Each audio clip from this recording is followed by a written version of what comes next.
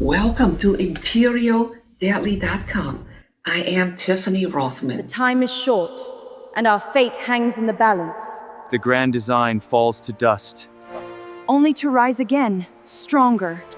Your faith is a fragile thing. A stage adaptation of Dog Day Afternoon, the 1975 Sidney Lumet film about a Brooklyn bank robbery and hostage taking is scheduled to open on March 30 as the August Wilson Theater in New York City.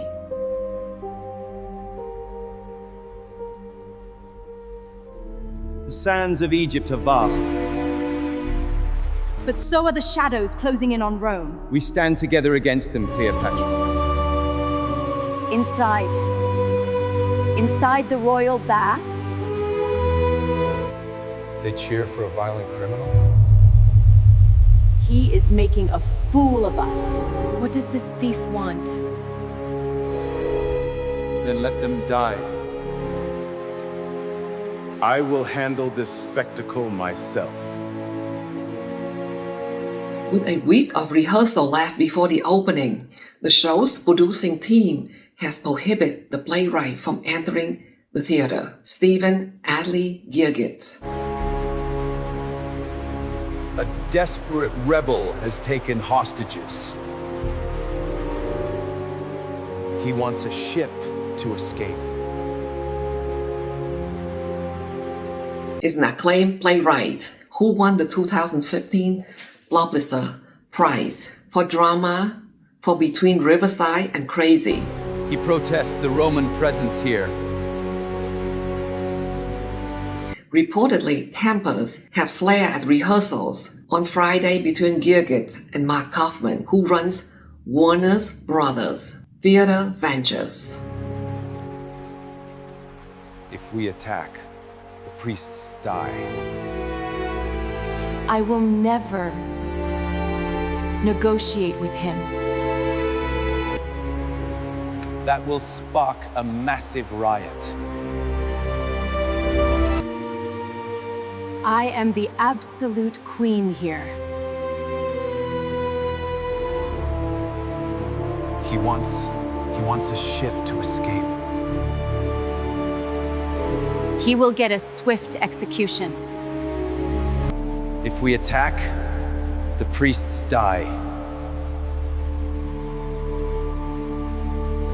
This is chosen here. You are trespassing in the lands of Rome, Queen. The crowd outside are cheering him. You are the intruder. The play is off to a strong start at the box office, with the first 2 weeks of previews sold out and a gross of $1.2 million. I'm Tiffany Rothman, and I'll be right back.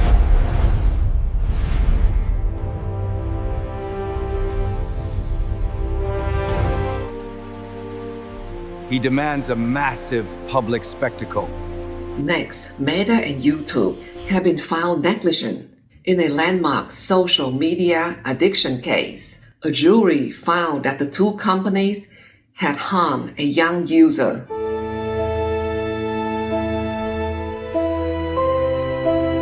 The public relies on them for news. They are ruining the youth's minds. A jury found that the two companies had harmed a young user with design features that were addictive and caused mental health distress. Meta must pay $4.2 million. I will hunt the messenger masters down. In combined compensatory and punitive damages, and YouTube must pay $1.8 million. The merchants are smuggling our sacred music. This verdict could open social media's companies to more lawsuits over users' well-being. Then we have a Supreme Court unanimously ruled on Wednesday that a major internet provider could not be held liable for the piracy of thousands of songs online. The merchants are smuggling our sacred music. Music labels and publishers sued Koch Communications in 2018, saying that the company had failed to cut off the internet connections of subscribers who had been flagged. And now I'm going to pack. They refused to pay the royal tax.